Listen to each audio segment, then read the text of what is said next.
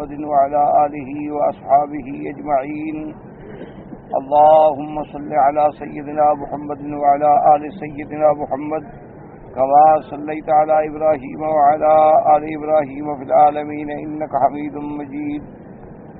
قال الله تبارك وتعالى في كلامه المجيد: أعوذ بالله من الشيطان الرجيم. بسم الله الرحمن الرحيم.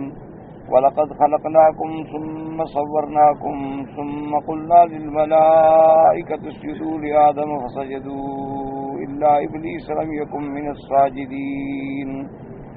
قال المؤلف والمفسر رحمه الله تعالى: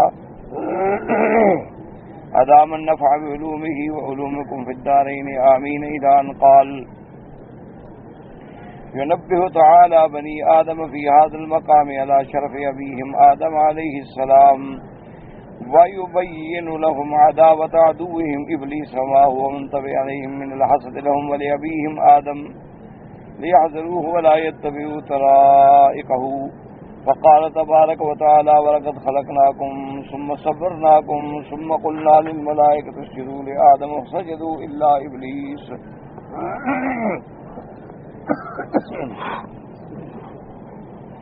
اب ان آیات مبارکہ میں اللہ تبارک و تعالی بنی آدم کو تنبیہ فرماتے ہیں کہ اپنے ابا حضرت آدم علیہ السلام کا شرف اور ان کی عظمت کو پہچانے کہ اللہ نے ان کو کتنا بڑا شرف بخشا، کتنا بڑی عزت و عظمت بخشی.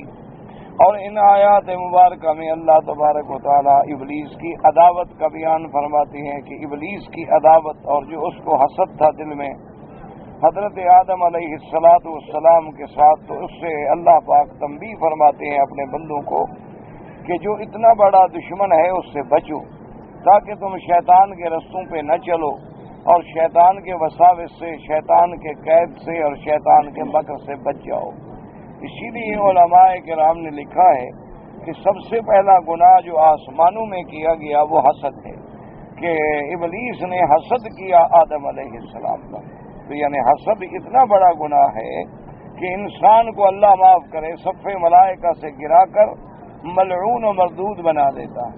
یعنی ابلیس کتنا پہلے یعنی مردود ہونے سے قبل وہ جن تھا اور فرشتوں کے ساتھ رہتا تھا اور بالائے اعلیٰ میں رہتا تھا، آسمانوں پہ رہتا تھا، لیکن جب حسد میں مبتلا ہوا تو انجام کیا ہوا کہ مردود و ملعون بن گئے. اسی طرح دنیا کے اندر بھی سب سے پہلے قابیل نے اپنے بھائی حابیل کو قتل کیا، اور اس قتل کرنے کی وجہ بھی کیا تھی؟ حسد، کہ اس نے حسد کیا اپنے بھائی پر کہ اللہ تبارک و تعالیٰ نے اس کو عظمت دی ہے، اللہ تبارک و تعالیٰ نے اس کے صدقات و خیرات کو قبول فرمایا ہے، اور اللہ نے میرے صدقات کو مردود کر دیا ہے. اور اسی طرح اس کے حصے میں جو بیوی آئی ہے وہ بہت بڑی جمیل ہے، خوبصورت، اور میرے حصے میں جو عورت آئی ہے وہ دمیمہ ہے اور کبیہ ہے. تو اس نے بھی حسد میں آ کر اپنے بھائی کو قتل کیا، اور قیامت تک جتنے قتل بھی ہوتے رہیں گے تو اس پر بھی اللہ لعنت لکھے. تو اس لیے اللہ تبارک و تعالی ان آیات میں ڈراتے ہیں اور ان آیات میں سمجھاتے ہیں اپنے بندوں کو کہ تم اپنے ابا کا شرف پہچانو، تم آدم علیہ السلام کی عزت و عظمت کو پہچانو اور شیطان کی عداوت کو پہچانو. اگر اپنے ابا کے طریقے پہ چلو گے تو جنت کے وارث بن جاؤ گے، اور اگر ابلیس کے راستے پہ چلو گے تو جہنم کے حقدار بن کے تم بھی مردود و ملعون ہو جاؤ. تو ان آیات مبارکہ میں یہی ذکر اللہ نے فرمایا. فقال تبارک و تعالی: وَلَقَدْ خَلَقْنَاكُمْ ثُمَّ صَوَّرْنَاكُمْ ثُمَّ قُلْنَا لِلْمَلَائِكَةِ اسْجُدُوا لِآدَمَ فَسَجَدُوا. وَهَذَا كَقَوْلِهِ تَبَارَكَ وَتَعَالَى: وَإِذْ قَالَ رَبُّكَ لِلْمَلَائِكَةِ إِنِّي خَالِقٌ بَشَرًا مِّن صَلْصَالٍ مِّنْ حَمَإٍ مَّسْنُونٍ فَإِذَا سَوَّيْتُهُ وَنَفَخْتُ فِيهِ مِن رُّوحِي فَقَعُوا لَهُ سَاجِدِينَ. وَذَلِكَ أَنَّهُ تَعَالَى لَمَّا خَلَقَ آدَمَ عَلَيْهِ السَّلَامَ بِيَدِهِ مِن طِينٍ لَازِبٍ وَصَوَّرَهُ بَشَرًا سَوِيًّا وَنَفَخَ فِيهِ مِن رُّوحِهِ أَمَرَ الْمَلَائِكَةَ بِالسُّجُودِ لَهُ تَعْظِيمًا لِشَأْنِ اللَّهِ تَعَالَى وَجَلَالِهِ. اللہ تبارک و تعالی نے جب آدم علیہ السلام کو پیدا فرمایا اپنے دست قدرت سے، من طین لازب، یعنی وہ جو مٹی اور مٹی جس میں چکناہٹ ہو، وَصَوَّرَهُ بَشَرًا سَوِيًّا، پھر اللہ تبارک و تعالی نے اس کو ایک مکمل برابر انسان بنا دیا. وَنَفَخَ فِيهِ مِن رُّوحِهِ، اور اللہ تبارک و تعالیٰ نے اس میں اپنی روح میں سے پھونکا. وَأَمَرَ الْمَلَائِكَةَ بِالسُّجُودِ لَهُ، اور فرشتوں کو حکم دیا کہ جب آدم علیہ السلام کو میں پیدا کر لوں تم اس کی عظمت کے لیے سجدہ کرو. اللہ تبارک و تعالیٰ کی شان و جلال ہے. فَسَمِعُوا كُلُّهُمْ وَأَطَاعُوا إِلَّا إِبْلِيسَ مِنْهُمْ مِنَ السَّاجِدِينَ، سب فرشتے جو تھے جیسے قرآن دوسرے مقام پہ کہتے ہیں فَسَجَدَ الْمَلَائِكَةُ كُلُّهُمْ أَجْمَعُونَ إِلَّا إِبْلِيسَ، تمام کے تمام ملائکہ نے آدم علیہ السلام کو سجدہ کیا. اللہ تبارک و تعالیٰ کے حکم کی تعمیل کی. اللہ تبارک و تعالیٰ نے آدم علیہ السلام کی شان جو تھی وہ ملائکہ سے بھی اونچی کر دی کہ وہ مسجود الملائکہ بن گئے. اور اللہ تبارک و تعالیٰ نے آدم علیہ السلام کو اتنا بڑا شرف بخشا. تمام فرشتوں نے سجدہ کیا مگر ابلیس نے سجدہ نہ کیا. اس کے سجدہ نہ کرنے کا ذکر اللہ نے قرآن میں آپ سورۃ البقرہ میں پڑھ چکے ہیں. ابا واستکبر، اس نے انکار کیا اور استکبار کیا، تکبر کیا کہ میں کیوں سجدہ کروں، میں تو اس سے بہتر ہوں، مجھے آگ سے پیدا کیا گیا. اور یہی تکبر جو تھا اس کو اس نے راندہ درگاہ بنا دیا. اور اسی سے یہ بات بھی یاد رکھیں کہ بعض حضرات جو ہیں وہ اس دھوکے میں پڑ جاتے ہیں. اللہ تبارک و تعالی رحمت فرمائے اور اللہ ان کو بھی اور ہمیں بھی اور ہر مسلمان کو ہدایت عطا فرمائے. وہ اس دھوکے میں پڑ جاتے ہیں کہ یہ آدم علیہ السلام کو سجدہ اگر جائز ہے اور اللہ کے فرشتے جو بڑے شان والے فرشتے ہیں وہ سجدہ کر رہے ہیں تو آدم علیہ السلام کی اولاد میں جو اللہ کے اولیاء ہیں، اللہ کے بزرگ ہیں، اللہ کے محبوب بندے ہیں تو ان کو بھی سجدہ جائز ہے. تو لہذا وہ قبروں پہ سجدہ کرتے ہیں، زندہ اپنے مرشد کے سامنے جھک جاتے ہیں، ان کے پاؤں میں سر رکھ دیتے ہیں. تو یہ باتیں شریعت کے خلاف ہیں اور یہ بالکل جہالت ہے. آدم علیہ السلام کا سجدہ جو فرشتوں نے کیا ہے تو اللہ کے حکم سے کیا.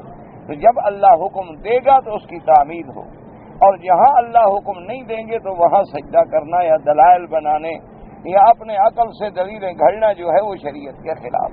جس اللہ نے حکم دیا کہ آدم کو سجدہ کرو، اسی اللہ نے ہمیں حکم دیا کہ واسجدوا للہ الذی خلقہن، صرف اللہ کی ذات کو سجدہ کرو جس نے پیدا کیا ہے. اس کے علاوہ کسی کو سجدہ کرنا جو ہے وہ کفر ہے اور اللہ معاف فرمائے عبادت میں شرک ہے اللہ تبارک و تعالیٰ کے ساتھ. اور اسی طرح بعض حضرات یہ دھوکہ دیتے ہیں کہ جی تعظیم کا سجدہ الگ ہوتا ہے اور عبادت کا سجدہ الگ ہوتا ہے. تو یہ بھی بالکل میری جہالت ہے، کیونکہ صحیح حدیث مبارک میں موجود ہے کہ صحابہ کرام نے رضوان اللہ علیہم اجمعین نے سرکار دو عالم سیدنا محمد رسول اللہ صلی اللہ علیہ وسلم سے آ کے عرض کیا کہ یا رسول اللہ صلی اللہ علیہ وسلم، ہم جب باہر کے ملک میں سفر پہ جاتے ہیں، شام جاتے ہیں، یمن جاتے ہیں، دیگر ممالک میں، تو وہاں کے بادشاہ جو ہیں ان کو لوگ آ کے سجدہ کرتے ہیں. تو آپ تو بادشاہوں سے بھی زیادہ شان رکھتے ہیں کہ اللہ نے آپ کو نبی بنایا، اللہ نے آپ کو خاتم الانبیاء بنایا، اللہ نے آپ کو امام الانبیاء بنایا، اللہ نے آپ کو سید الاولین والآخرین بنایا. تو ہم یہ چاہتے ہیں کہ آپ ہمیں اجازت دیں کہ جب ہم آپ کی دربار میں حاضر ہوں تو ہم آپ کے آگے بھی جھک جائیں. حضور صلی اللہ علیہ وسلم فرمایا کہ خبردار اللہ کے سوا کسی کو سجدے کرنے کی اجازت دیں. اور اس کے بعد حضور نے یہ بھی ارشاد فرمایا کہ اگر سجدہ کرنے کی مخلوق میں اجازت ہوتی تو میں عورت کو حکم دیتا کہ اپنے خامند کو سجدہ کرے، لیکن اللہ تبارک و تعالیٰ نے مخلوق میں سجدے کرنے کی اجازت ہی نہیں. تو اب یہ کھلی بات ہے کہ صحابہ بھی تو تعظیم کا سجدہ کرنا چاہتے تھے اور جو لوگ بادشاہوں کو سجدہ کرتے تھے وہ بھی تو تعظیم کا کرتے تھے، لیکن اس سے بھی اللہ نے منع فرما دیا. اور اسی طرح یہ مسائل بھی دماغ میں رکھ لیں کہ آدم علیہ السلام کا جو قصہ ہے اس کا تعلق آسمانوں سے، اس کا تعلق جنت سے، اس کا تعلق دنیا سے ہے ہی نہیں. تو دنیا کے احکام الگ ہوتے ہیں اور جنت کے احکام الگ ہوتے ہیں. اب دیکھیں نا، آپ جنت میں جائیں گے تو اللہ 70 بیویاں دیں گے، تو دنیا میں کوئی مسلمان 70 بیوی تو نہیں کر سکتا. آپ اگر جنت میں جائیں گے تو وہاں نہ کوئی پیشاب ہوگا نہ کوئی بول و براز ہوگا. اللہ تبارک و تعالیٰ جنت میں کھانے بھی دیں گے لیکن اس کا کوئی نقصان نہیں ہوگا، بس پسینہ بن کے، خوشبو بن کے، ہوا بن کے اڑ جائے گا. تو جنت کے احکامات کو دنیا کے احکامات پہ قیاس کرنا جو ہے یہ بات ہی غلط ہے. اور تیسری بات ہمیشہ یاد رکھیں کہ مکلف جو ہے وہ جن و انس ہیں. اللہ کے فرشتے تو ہیں ہی تسبیح و تقدیس کے لیے، تو لہذا ان کی بات پہ قیاس کرنا جو ہے یہ بھی دینی جہالت ہے۔ اللہ کے سوا سجدہ، رکوع، جھکنا اور نیاز، تضرع، عاجزی صرف اللہ کے لیے ہے اور کسی کے لیے جائز نہیں۔ اب مفسر رحمۃ اللہ علیہ فرماتے ہیں وقد تقدم الکلام علی ابلیس فی اول تفسیر سورۃ البقرہ، کہ سورۃ البقرہ کے اول میں ابلیس پر تمام بحث آپ پڑھ چکے ہیں۔ وهذا الذي قررناه اختیار من جریر ان المراد بذلك كل آدم علیہ السلام۔ اب مفسر رحمۃ اللہ علیہ فرماتے ہیں کہ میں نے جو اس آیت میں وَلَقَدْ خَلَقْنَاكُمْ یعنی آدم، ثُمَّ صَوَّرْنَاكُمْ آدم، تو یہ میں نے اس لیے لیا ہے کہ ابن جریر نے اسی ترجمے کو ترجیح دی ہے، ورنہ بعض علماء یہ فرماتے ہیں وَلَقَدْ خَلَقْنَاكُمْ سے مراد آدم ہے، ثُمَّ صَوَّرْنَاكُمْ سے مراد ان کی اولاد ہے، لیکن ابن جریر نے اسی پہلے قول کو ترجیح دی ہے۔ اس کی وجہ یہ ہے کہ پہلے بھی آدم کا ذکر ہے، ثم قلنا للملائکۃ اسجدوا لآدم، بعد میں بھی آدم کا ذکر ہے، تو اس لیے وہ ربط آیات جو ہے اس میں کوئی خلل نہ آئے۔ وقال سفیان الثوری عن معمر من حال بن عمرو عن سعید بن جبیر عن ابن عباس ولقد خلقناکم ثم صورناکم قال خلقوا فی اصلاب الرجال وصوروا فی ارحام النساء۔ حضرت سفیان الثوری رحمہ اللہ نے حضرت ابن عباس رضی اللہ تعالیٰ عنہ سے ایک قول مبارک یہ بھی نقل فرمایا ہے وَلَقَدْ خَلَقْنَاكُمْ، یعنی اللہ تبارک و تعالیٰ نے سب کو اصلاب الرجال میں پیدا کیا، کیونکہ خدا کی شان ہے کہ انسان جب پیدا ہوتا ہے تو وہ پانی کے قطرے سے پیدا ہوتا ہے، تو اللہ پاک نے اصلاب رجال میں رجال کی پشت میں اور عورت کے سینے میں یہ دونوں چیزیں رکھی ہیں، جیسے اللہ فرماتے ہیں فَلْيَنْظُرِ الْإِنسَانُ مِمَّ خُلِقَ مِن مَّاءٍ دَافِقٍ يَخْرُجُ مِن بَيْنِ الصُّلْبِ وَالتَّرَائِبِ۔ اللہ تبارک تعالیٰ فرماتے ہیں دیکھو ہم نے انسان کو کس چیز سے پیدا کیا ہے، ہم نے ایسے پانی سے جو ٹپکنے والا ہے اور اصلاب رجال سے اور ارحام نساء کے سینوں سے وہ گرتا ہے، تو اللہ تبارک و تعالیٰ نے یعنی اصلاب رجال میں پیدا فرمایا، اور پھر جو نطفہ ماں کے رحم میں قرار پکڑتا ہے تو پھر وہی اللہ اس کو شکل دیتے ہیں، یعنی پہلے نطفہ ہوتا ہے، پھر علقہ ہوتا ہے، پھر مضغہ ہوتا ہے، پھر اس کے اعضاء بنتے ہیں، پھر شکل و صورت بنتی ہے، پھر روح پھونکی جاتی ہے، سارا کام جو ہے ارحام نساء میں ہوتا ہے۔ جیسے قرآن فرماتے هو الذی یصورکم فی الارحام کیف یشاء، تو حضرت ابن عباس فرماتے ہیں خلقوا فی اصلاب الرجال، یعنی اللہ تبارک و تعالی نے ان کو اصلاب رجال میں پیدا کیا، وصوروا فی ارحام النساء، اور جب عورتوں کے رحم میں آئے تو پھر وہاں اللہ تبارک و تعالی نے ان کی شکل بنائی۔ ربا اولاک وقال سیدنا شرطی معلوم خرجاہ وقال ابن نقل ابن جریر ان بعض السلف ایضا ان المراد بخلقناکم ثم صورناکم الذریۃ، اور مفسر رحمۃ اللہ علیہ فرماتی ہیں کہ بعض اسلاف نے اس آیت مبارک میں سے یہ بھی فرمایا ہے کہ وَلَقَدْ خَلَقْنَاكُمْ ثُمَّ صَوَّرْنَاكُمْ، یہ ضمیر راجع ہے اولاد آدم کی طرف، یعنی اللہ فرماتے ہیں کہ اولاد آدم ہم نے تم کو پیدا کیا اور پھر ہم نے تمہاری صورتیں بنائیں۔ وقال ربیع بن سدی وقتادہ والضحاک فی هذه الآیہ وَلَقَدْ خَلَقْنَاكُمْ ثُمَّ صَوَّرْنَاكُمْ أي خَلَقْنَا آدم، ایک قول یہ ہے کہ خلقناکم سے مراد آدم ہے، ثم صورناکم، ثم صورنا یعنی الذریہ، وہذا فیہ نظر، مفسر فرماتے ہیں لیکن مجھے اس قول پہ اعتراض ہے، لأنہ قال بعد ثم قلنا للملائکۃ اسجدوا لآدم فدل علی انہ ذلک آدم انما قیل ذلک بالجمع لأنہ اب البشر۔ اصل وجہ کیا ہے بات کو سمجھیں کہ صیغہ ہے جمع کا، کہ وَلَقَدْ خَلَقْنَاكُمْ ہم نے تم سب کو پیدا کیا، ثُمَّ صَوَّرْنَاكُمْ اور پھر ہم نے تمہاری صورتیں بنائی، تو اب جمع کا صیغہ ہے تو آدم تو ایک ہے، تو اس لیے بعض علماء نے فرمایا اس سے مراد اولاد آدم ہے، لیکن راجح قول جو ہے وہ یہی ہے جو مفسر رحمۃ اللہ علیہ نے بھی ذکر فرمایا ہے کہ یہاں مراد آدم علیہ السلام۔ البتہ جمع کا صیغہ کیوں استعمال کیا گیا کہ یہ شرف کے لیے دلالت کرتا ہے، یعنی یہ عزت و عظمت کے لیے دلالت کرتا ہے۔ آج بھی دنیا میں بادشاہ جو ہیں وہ یہ نہیں لکھتے ہیں کہ میں نے یہ کہا، وہ کہتے ہیں ہم نے یہ حکم صادر کیا ہے، ہم نے یہ فیصلہ کیا، ہم نے یہ آرڈر جاری کیا، تو تو یہ عظمت کے لیے بھی جمع کا صیغہ استعمال ہوتا ہے. جیسے اللہ فرماتے ہیں انا نحن نزلنا الذکر وَإِنَّا لَهُ لَحَافِظُونَ. اللہ کی ذات تو ایک ہے، اللہ تو واحد و احد ہے، اللہ تبارک و تعالیٰ تو صمد ہے. الہکم الہ واحد، لیکن وہاں صیغہ ضمیر جمع کا آیا، کیا معنی؟ اللہ کی عظمت، اللہ تبارک و تعالیٰ کا جلال، اللہ تبارک و تعالیٰ کا کمال. تو اس لیے مفسر فرماتے ہیں کہ خلقناکم ثم صورناکم، اس میں جمع کا صیغہ کیوں ہے؟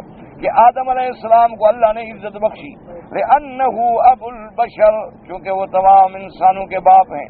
کما یقول اللہ تبارک ابن اسرائیل الذین کانوا فی زمن النبی صلی اللہ علیہ وسلم وظللنا علیکم الغمام وانزلنا علیکم المن والسلوى والمراد آباؤهم الذین کانوا فی زمن موسیٰ علیہ السلام ولكن لما كان ذلك من الآباء الذين أصل صار كان واقع الأشياء الأنبياء وهذا بخلاف قوله تبارک و تعالی.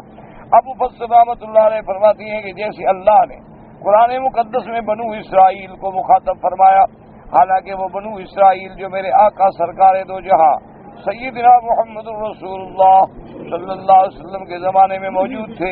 اللہ نے فرمایا وَظَلَّلْنَا عَلَيْكُمُ الْغَمَامَ، ہم نے تم پر بادلوں کا سایہ کیا، وَأَنزَلْنَا عَلَيْكُمُ الْمَنَّ وَالسَّلْوَىٰ، اور ہم نے تم کو تمہارے لیے من و سلوہ آسمانوں سے اتارا. حالانکہ جو حضور کے زمانے میں موجود ہیں ان پر تو غمام کا سایہ بھی نہیں ہوا اور ان پر من و سلوہ بھی نہیں اتارا گیا. اصل میں تو اتارا گیا تھا ان بنو اسرائیل پہ جو سیدنا موسیٰ علیہ السلام کے زمانے میں تھے، لیکن وہ یہ ان کی اولاد تھی. تو اگر اللہ نے کسی کے باپ پر انعام کیا ہے تو وہ اولاد پر بھی تو انعام ہے. اگر آپ کے باپ کو اللہ عزت دے تو وہ عزت آپ کی بھی تو عزت ہے. اللہ تبارک و تعالیٰ آپ کے باپ کو شرف دے تو وہ آپ کے بھی تو لیے شرف ہے. اسی لیے آج دیکھیں نا، جو بڑے علماء کے بیٹے ہوتے ہیں تو اپنے والدین سے پہچانے جاتے ہیں، بڑے بزرگوں کی اولاد ہوتی ہے تو اپنے والدین سے پہچانی جاتی ہے. اسی طرح خدا نہ کرے اگر کسی کا باپ برا ہے تو اس برائی کا اثر بھی اولاد پہ آتا ہے. تو اللہ تبارک و تعالیٰ نے یہ شرف دیا ہے. اللہ نے احسان تو آدم پہ کیا، لیکن وہ احسان ہم سب پر ہے. اللہ نے عزت و عظمت تو آدم کو دی، لیکن وہ عزت و عظمت جو ہے وہ سب اولاد کو ملی ہے. کہ جب ہمارے ابا کی اتنی بڑی شان تھی کہ جن کو ملائکہ نے سجدہ کیا، تو یہ ہم سب کے لیے شرف ہے. اس لیے صیغہ جو ہے وہ جمع کا استعمال کیا گیا. لیکن مفسر رحمۃ اللہ علیہ فرماتے ہیں کہ ایک دوسری آیت والا قد خلقنا الانسان من سلالۃ من طین وان المراد منه آدم المخلوق من السلالہ وذریۃ مخلوق من السلالہ المراد من الانسان الجنس لا معینا واللہ تعالی اعلم. اب اللہ تبارک و تعالیٰ فرماتے ہیں کہ ہم نے انسان کو پیدا فرمایا مٹی سے، تو وہاں مراد آدم ہے، کیونکہ آدم علیہ السلام کو اللہ نے مٹی سے پیدا فرمایا.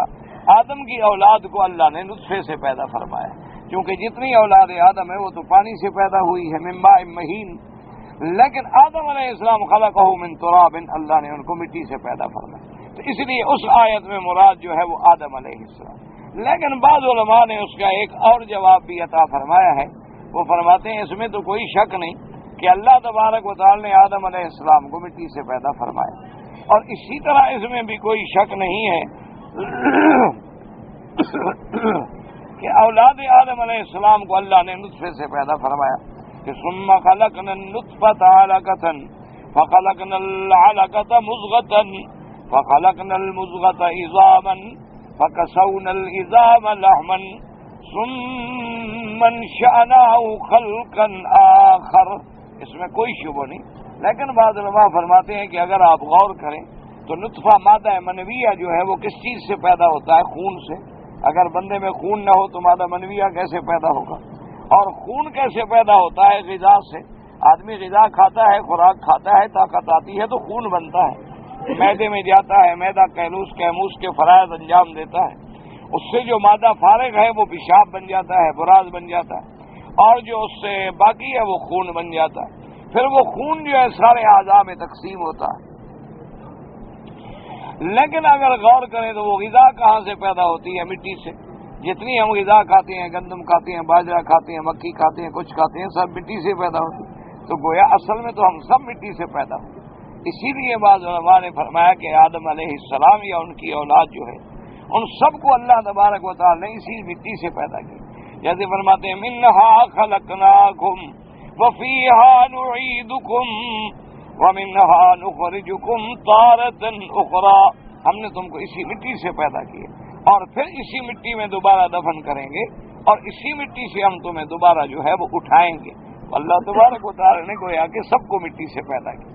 اور اسی طرح بعض علماء نے یہ بھی جواب دیا ہے کہ آدم علیہ السلام کو اللہ نے مٹی سے پیدا کیا، لیکن آدم کا جزو اعظم جو ہے وہ مٹی تھا، لیکن بعض اور چیزیں بھی تھیں، پھر اس مٹی کو پانی کے ساتھ ملایا گیا اور اربع عناصر جو ہے اس کا بھی اثر رکھا گیا. اسی طرح اولاد آدم علیہ السلام کو اللہ نے پانی سے پیدا کیا، لیکن ان میں بھی عناصر اربع ہیں، ان میں مٹی بھی ہے، ہوا بھی ہے، آگ بھی ہے، پانی بھی ہے. تو عناصر اربع کا مرکب جو ہے وہ انسان ہے اور جزو اعظم جو ہے وہ مٹی ہے. آدم علیہ السلام کی جزو اعظم جو ہے وہ بھی مٹی ہے. تو بہرحال بعض علماء نے فرمایا کہ صیغہ جمع سے مراد فقط آدم ہے اور یہی قول راجح ہے، اور بعض علماء فرماتے ہیں کہ اس سے مراد اولاد آدم ہے، لیکن پہلے قول کو ابن جریر رحمۃ اللہ علیہ نے ترجیح دی ہے اور اول الاقوال سے اس کو نقل کیا ہے، اور ابن کثیر رحمۃ اللہ علیہ نے بھی ابن جریر سے لیا ہے. کیونکہ اکثر مفسرین کرام جو ہیں وہ اپنی تفسیر جو فرماتے ہیں تو وہ تمام اقوال جو ہیں وہ ابن جریر رحمۃ اللہ علیہ سے نقل فرماتے ہیں. اور ابن جریر رحمۃ اللہ علیہ کی اپنی کتاب مبارک میں عادت ہے کہ وہ جب بیان فرماتے ہیں تو سارے قول بیان کر دیتے ہیں کہ یہ قول بھی ہے، یہ بھی ہے، یہ بھی ہے، یہ بھی ہے، یہ بھی ہے، یہ بھی ہے، اور آخر میں جا کے فیصلہ کرتے ہیں کہ اول الاقوال کہ سب سے راجح قول اس مسئلے میں کیا ہے. اس لیے ابن جریر رحمۃ اللہ علیہ فرماتے ہیں کہ اس مسئلہ میں اور اس آیت مبارکہ میں راجح قول مبارک جو ہے وہ یہی ہے کہ اللہ نے آدم علیہ السلام کو مٹی سے پیدا کیا، اللہ نے پھر ان کی بہتر سے بہتر صورت بنائی، اللہ تبارک و تعالی نے پھر اس کو روح پھونکی، اللہ تبارک و تعالی نے پھر اس کو مسجود الملائکہ بنایا، تمام ملائکہ نے سجدہ کیا مگر ابلیس، اور وہ قیامت تک کے لیے ملعون و مردود ہو گیا. تو اس قول کو مفسر رحمہ اللہ ابن کثیر نے بھی اسی کو ترجیح دی ہے کہ یہی قول جو ہے وہ راجح ہے. قال ما منعك الا تسجد اذ امرتك قال انا خير منه خلقتني من نار وخلقته من طين. قال بعض الناس توجيه ما منعك الا تسجد اذ امرتك لا هنا زائدة. وقال بعض زيدت لتأكيد الجهد كقول الشاعر ما إن رأيت ولا سمعت بمثله فأدخل إن وهي النفي لا ما أنها بتأكيد النفي. قالوا وكذا هنا ما منعك ألا تسجد مع تقدم قوله لم يكن من الساجدين. اب اللہ تبارک و تعالی نے فرمایا کہ ما منعك ألا تسجد، کہ تم نے کس چیز نے تمہیں روکا کہ تم سجدہ نہیں کیا تم نے، جبکہ میں نے تم کو حکم کیا امر تو اس لیے وہ جو اشکال ہے نا، بعض لوگ اشکال پیش کرتے ہیں کہ اللہ تبارک و تعالی نے تو فرشتوں کو حکم دیا تھا سجدہ کرو، ابلیس تو فرشتہ تھا نہیں، ابلیس تو جن تھا، تو پھر ابلیس کو کیوں ملعون قرار دیا گیا؟ تو اس آیت مبارک میں وضاحت ہو گئی کہ اللہ کا حکم ملائکہ کے لیے بھی تھا اور ابلیس کے لیے بھی تھا، کیونکہ ابلیس ادنا چیز ہے، تو جب اعلیٰ کو حکم ہو تو ادنا خود بخود اس کے تابع ہو جاتا ہے. اور یہاں تو پھر وضاحت آ گئی نص میں کہ اللہ نے فرمایا امرتک، جب میں نے تمہیں امر کیا تم نے کیوں سجدہ نہیں کیا، کس چیز نے تمہیں روکا؟ قال انا خیر منہ خلقتنی من نار وخلقته من طین. اس نے کہا کہ میں بہتر ہوں آدم سے، آپ نے مجھے آگ سے پیدا کیا ہے اور آدم کو آپ نے مٹی سے پیدا کیا ہے، اور آگ جو ہے وہ مٹی سے بہتر ہے کیونکہ آگ روشن کرنے والی ہے، مٹی تو بجھانے والی ہے، اور آگ جو ہے اوپر کو اٹھنے والی ہے، مٹی تو نیچے بیٹھنے والی. اور پھر اگر آگ کی حرارت نہ ہو تو سارا نظام عالمی درہم برہم ہو جائے. دیکھو نا، بندہ ہے اس میں بھی ایک حرارت ہے، اگر حرارت نہ ہو بندہ ٹھنڈا ہو جائے تو موت آ گئی. اسی طرح مشینوں میں اگر آگ کی حرارت نہ ہو تو مشینیں رک جائیں، جہاز رک جائیں، تمام نظام رک جائے، ہر چیز کو تو آگ چلاتی. تو مجھے آپ نے تو آگ سے پیدا کیا ہے اور آدم علیہ السلام کو مٹی سے پیدا کیا، لہذا میں تو آدم سے افضل ہوں، تو میں اس کو کیوں سجدہ کروں؟ تو یہ ابلیس نے ایک قیاس فاسد کیا اللہ تبارک و تعالیٰ نے اس کو لعنتی قرار دے دیا کہ تمہیں کیا پتا ہے کہ افضل کیا ہے اور مفضول کیا ہے؟ یہ تو میری قدرت ہے، میں چاہوں تو نیچے سے اٹھا کے کسی کو اونچا کر دوں اور اونچے کو ذلیل کر دوں، یہ تو میری مرضی ہے۔ میں چاہوں تو مٹی کو اتنا شرف دے دوں کہ سارے انبیاء بھی مٹی سے پیدا کروں، اور میرا کمال ہے میں چاہوں تو ابلیس کو ملعون بنا دوں۔ تو آگ یا مٹی کی فضیلت تو کچھ بھی نہیں ہے، اصل بات تو وہ ہے جس کو اللہ تبارک و تعالیٰ عزت عطا فرمانا چاہے۔ یہ تو صرف قیاسی اور عقلی دلیلیں ہوتی ہیں کہ آگ روشن ہے اور آگ اچھی ہے، لیکن آگ پر بھی مٹی کو ڈال دو تو آگ ختم ہو جاتی ہے۔ تو مٹی تو ایک ایسی چیز ہے کہ جو آگ کو بھی فنا کر دیتی ہے۔ تو لہذا یہ قیاس دوڑانا، یہ اپنا عقل دوڑانا، اور اسی سے یہ مسئلہ بھی سمجھ آ گیا کہ جو مسئلہ قرآن و حدیث میں موجود ہو، اللہ کا حکم ہے یا فرمان رسول عربی صلی اللہ علیہ وسلم، تو وہاں کوئی قیاس نہیں دوڑایا جاتا، وہاں کوئی کام اپنے عقل سے یا اپنی رائے سے نہیں کیا جاتا۔ اسی لیے ہمیشہ یاد رکھیں کہ ائمہ کرام جتنے گزرے ہیں، جتنے فقہاء عظام گزرے ہیں، امام مالک ہوں، امام شافعی ہوں، امام احمد بن حنبل ہوں، امام ابو حنیفہ ہوں رحمہ اللہ تعالی، اللہ ان کی قبروں پہ کروڑوں رحمتیں فرمائے، تو ہمیشہ یاد رکھو کہ ان کا مطلب کیا ہوتا ہے کہ وہ اسی بات کو جو اللہ اور اللہ کے فرمان کی رسول کی بات ہے اسی کو بیان کرتے، اسی کی وہ تشریح کرتے۔ جہاں ایک نص قطعی موجود ہو تو وہ ائمہ اپنی طرف سے کوئی بات نہیں کہتے۔ سب سے پہلے جیسے کہ امام ابو حنیفہ رحمۃ اللہ علیہ سے پوچھا گیا کہ آپ مسائل میں کیا فرماتے ہیں، تو فرمایا سب سے پہلے کتاب اللہ، میں اللہ کے قرآن پہ نظر ڈالتا ہوں، اگر وہ مسئلہ اللہ کے قرآن میں موجود ہے تو پھر کسی دوسری جگہ دیکھنے کی ضرورت ہی نہیں، اور اگر مجھے وہ مسئلہ کتاب اللہ میں نہ ملے تو پھر میں حضور کی سنت پہ دیکھتا ہوں، فرمان رسول عربی صلی اللہ علیہ وسلم میں دیکھتا ہوں، اور اگر حضور کے فرمان میں بھی مل جائے تو پھر کسی دوسری جگہ دیکھنے کی ضرورت نہیں، اور اسی طرح اگر مجھے وہ فرمان رسول عربی میں بھی نہ ملے، کیونکہ بعض مسائل ایسے ہوتے ہیں جو حضور صلی اللہ علیہ وسلم کے زمانے میں پیش ہی نہیں آئے، یعنی وہ واقعہ پیش ہی نہیں آیا، تو اس کے بارے میں پھر اجماع صحابہ کو دیکھتا ہوں کہ کس مسئلے پر صحابہ جمع ہو گئے۔